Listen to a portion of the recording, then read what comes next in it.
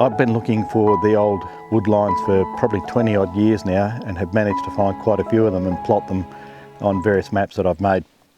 Some of them we've been able to verify on the ground by riding with the motorbikes, and others we've had to just use our cars to access tracks that are next to the railway line and verify the railway lines there. It's a lot of history, and we do it because it's enjoyable and we get out of the city and into the bush where there is absolute peace and quiet and no one around to disturb us. You need to take some home to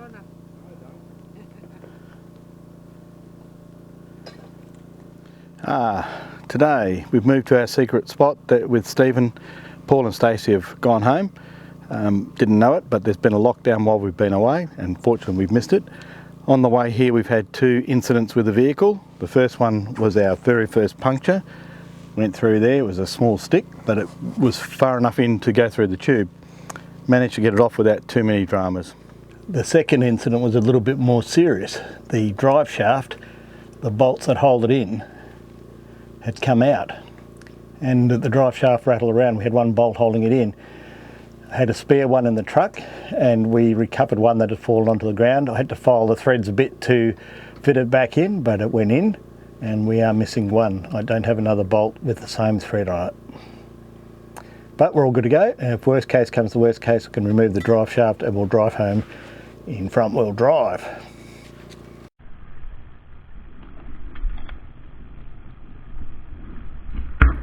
This is what it's like breaking our way through the bush, removing small branches and small trees and then pushing through again.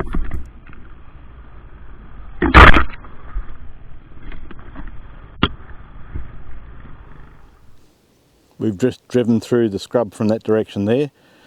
Unfortunately, quad bike guy's been here before us, but it made it easier coming in here. It's very hard to tell, but just to the right along here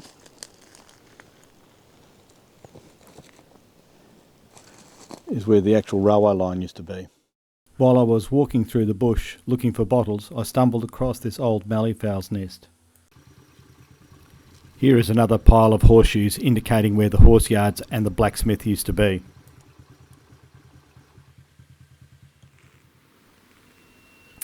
At the remains of an old campsite, we find an old metal suitcase left lying in the bush.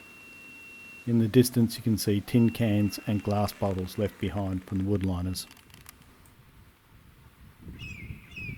While riding through the bush we saw two donkeys. We named them Paul and Neville. I moved. Gutless. We often find old objects in the bush that we can't explain. Here is a metal tin with a decorative pattern punched in with nails. We're back on the old woodlines again for our TET 21 trip. I'm sitting next to the remains of an old tree that was cut down nearly 100 years ago. This particular section of the woodlines was cut around 1925 to 1935. You can see behind me is another stump. Across that way is the horse yards, and behind us we've got our camp. The reason for putting the beeper on the bike is so that in this sort of scrub we can find our way back to the bikes a lot easier. It's very easy to become disoriented in this bush. It looks clear enough, but it can be a bit scary when you lose your way. With that, it's easy to find with the bikes. Over the last couple of days we've had fairly overcast weather, so it's been very difficult to orientate yourself without the sun being visible. Today, fortunately, we have got the sun out for the first time in probably a week. And we've got the usual debris, bottles and cans over there that are left behind by the woodliners. Down the bottom here I've found an old gin bottle. I love the shape of these bottles, they're really cool.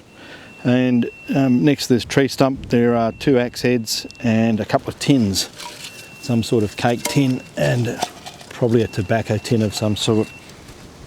Over the last few trips we've come across quite a few tobacco tins that have been still sealed with the lid on it. This one is no different. It's a Luxor tobacco. When I shake it I can hear something inside and there's something metallic. It might be just sand with the disc that holds the tobacco in place, But I'll take it back to camp and we'll have a bit of a look there and see whether there's any treasures inside. The dog spikes on the ground indicate where the railway line used to be laid, and as we look up we can see the bikes in the slight distance. And another pile of horseshoes indicate where the horse yards used to be. Finding the horseshoes and the dog spikes on the ground is a huge relief because it indicates the research has been correct and we have located the railway lines. Eagle Eye Stephen has found another enormous saw blade. These saws were used to cut the fallen timber into the sizes necessary for either the mines, the furnaces or the locomotives. J&F barns. We found those last time. Did we? Yeah. I remember the name, Barnes. Does that say fly tox? Yeah. What the fuck is fly tox? Well, fly spray? Kills flies? Yeah, this one you might like. Yes, I do like that, cunt. Got perfume. Oh, it's got a name. Paris. Oh, Roger and Gallet. Roger et Gallet. From Paris. Paris. Wandering through the bush looking for relics, and I've stumbled across what looks like a dead malleefowl's nest, or a malleefowl's dead nest.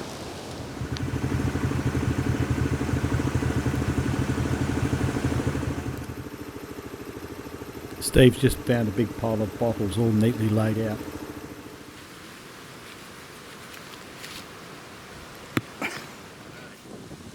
This pile of beer bottles looks as if they were stacked into a wooden crate ready for hauling down the railway line.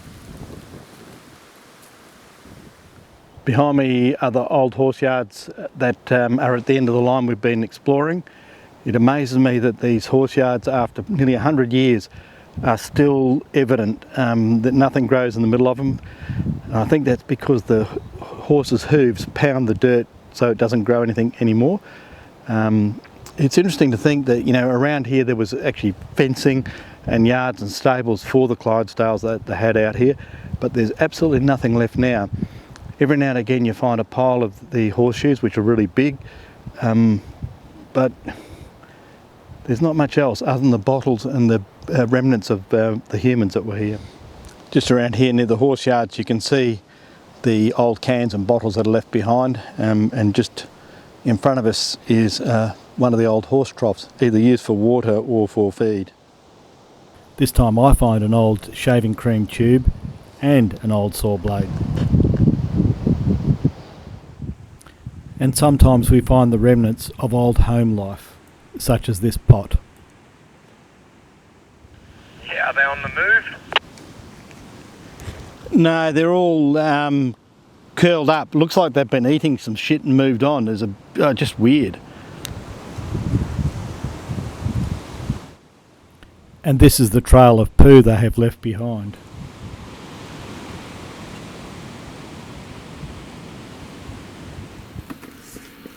You just have one? One what? Yes, one. And here we have Steve making some coffee. How do you do this, Steve? I don't know, I'm just practicing because the barista's obviously tired. The barrister's tired. So she's got the cook's cap on. This is standard NATO. Oh man, I dropped a bit. Oh, I better drop a bit more. It's not real sugar. I did bring white sugar. Earlier on today, the dog vomited. No, that's a brave steak that Steve's bought for us. That was when the dog vomited last week. When Paul and Stacey left, Steve, Julie and I headed towards a bit further east, and we made camp at this location here. And the aim was to explore this railway line, what I think is a railway line out here, along here, and determine whether these two tracks join up. Along with Quad Bike Guy, we've got the barista who makes all of our coffee. And cleans up the mess as well. And cleans up the mess as well. Barista Julie, or Barrister Julie. Either one will be fine. And the old man of the camp is Spider Dog. 14 years old now. Every time we come out to the woodlines we find something that we've never seen before. Usually it's bottles or even a mincer that we found the other day. But this morning we were walking around and I found this tiny little lead seal, and it's a male seal used on mail bags, and embossed on one side is, I think it's MG Australia, but on the other side it's got Karawang, which is the head of the line. So the mail bag came from Karawang out to this particular camp, and someone's opened it up and just discarded it, and today, nearly 100 years later on, we found it. How cool is that? I also stumbled across this 1914 2-shilling piece. It's badly worn on the front and slightly worn on the back side, and it makes me wonder where it's been in the world. Not sure what W.J. Barnes made, but it lasts a very long time.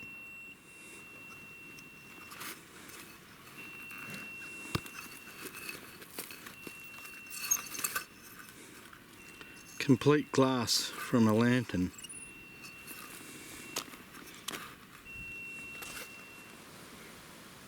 Not sure whether this was us, but someone has definitely been here before. From the air, it is easy to see how isolated we are. And it's also amazing to realise that all this bush was once clear felled and nothing remained behind.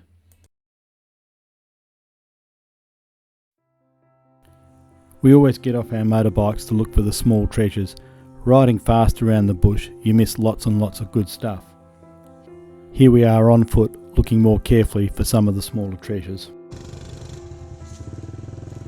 Riding the motorbikes gives us the opportunity to explore further away from the camp than we would be able to do on foot. However, riding through this remote bush is very, very difficult sometimes, and these smaller bikes are actually much better for getting around the obstacles formed by these bushes and branches. Might have been it. Could have been the track you were looking for. Yeah. We've definitely been cutting out here, so we'll head up that way, should take us to another camp. Yep. And then we can cut across the bird out area. Yep, alright.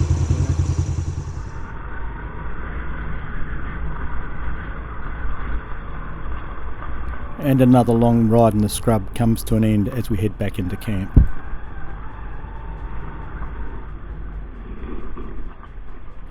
Not only is the long ride over, but our camping trip is almost done as well. As we head out, we've got lots of dirt tracks to negotiate. Some of the wet weather has washed away sections, and there are quite a few trees over the tracks. Some of these trees we'll actually try to clear and make the road a bit safer to travel along. Wonderful, yeah. How gorgeous. Where were you working with Fred Hollows? When did he? Oh, that was Cunnamulla. Oh, Cunnamulla. I was working for the Aboriginal Health Program, and all I remember was the flyer that came around. We are now driving from our last campsite on the woodlines and heading back on the main formation towards the way out.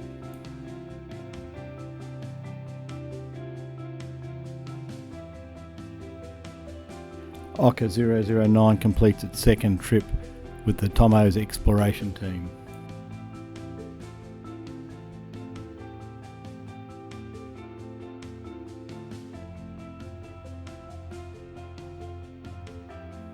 There were many trees over the track. We decided to clear as many as we possibly could, and this took quite some time. This is just a small example of a small tree that's come down recently, and we cleared this from the track. The reason for doing this is so that people don't make side tracks and destroy more of the bush. However, every now and again we do leave a tree across the track because it does slow traffic down and helps prevent further track damage.